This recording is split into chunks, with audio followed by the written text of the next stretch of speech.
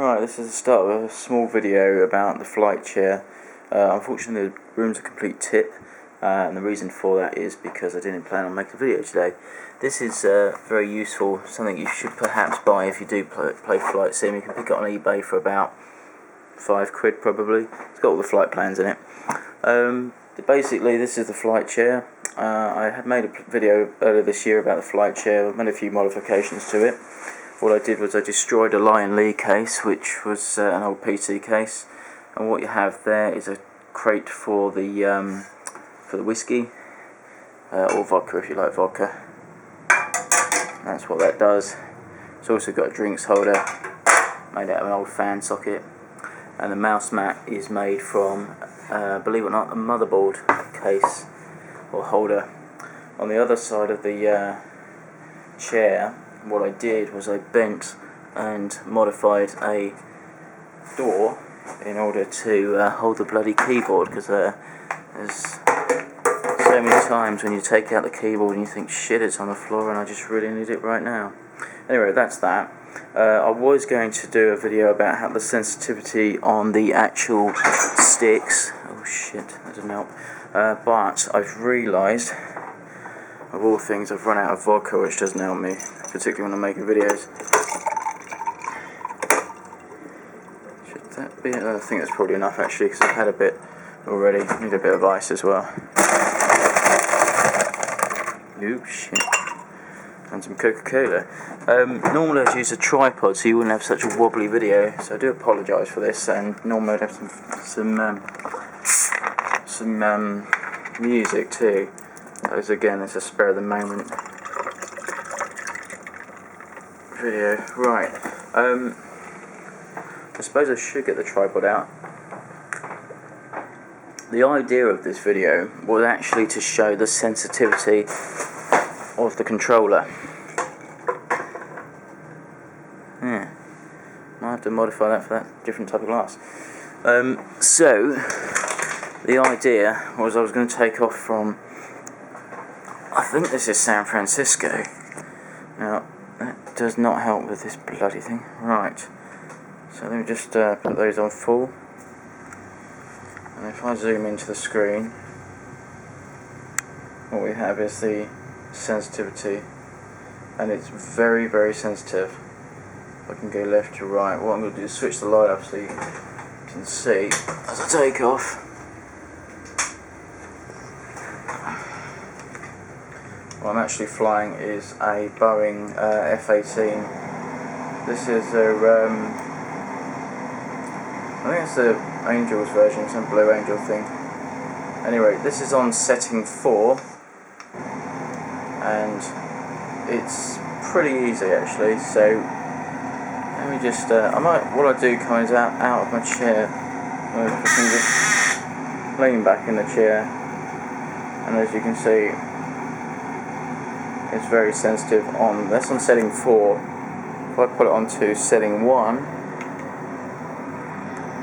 and then I try and move, it's actually very slow. Now, I think the difference with this video, which I've just realised, is you can't tell how much pressure I'm putting on it. But believe it or not, if I put, say, I bring a lot of pressure on there, it's going up very, very slowly. I'm pushing a lot of pressure forwards. Now if I change the setting to 4, and then I put the same amount of pressure upwards, it goes very, very quickly. And the same pressure downwards, again really quickly. Whoa, fuck. Of course, flying, drinking and filming has its limitations. The reason I chose San Francisco was because it does actually have an aircraft carrier somewhere on the map. It's just off the Golden Gate Bridge, and if I may have flown it too far out. No, it's alright. Somewhere along the edge basically is a aircraft carrier, and trying to land on the bloody thing's a pain in the ass on Force 4, because you come in too fast, you like oversteer as such. You either go off the end of the bloody runway, you crash into it, or you take your landing gear off. And that's obviously if you've got realism settings on. If you don't, it's ideal, particularly for practicing, because you're flying through it rather than on it. But then at the same time, whereas you may, if you were using these settings, the non-realistic settings, the problem is you fly through it when normally you would have landed on it, because you would have got some grip on your on the runway. This is not really a brilliant video, so I do apologise. So what I might do is I may just make a better video of trying to land on the flight sim. I don't think this is such a great one. Let me switch the light back on anyway, just to show you some more settings on the Force. And I'm going to try and get myself a drink, really. So basically what you've got is, if I go to in cockpit mode, I've used this as my landing gear. You can actually modify all the buttons to do whatever you want them to do. This, for instance, if I push down, it does the tail, or the tail hook, which is ideal for when you're landing on a boat runway, or aircraft carrier, as the official terminology is. Around the side here, that is a fire button, but I actually use that for my speed brake, so you can see it's just handy to have it there.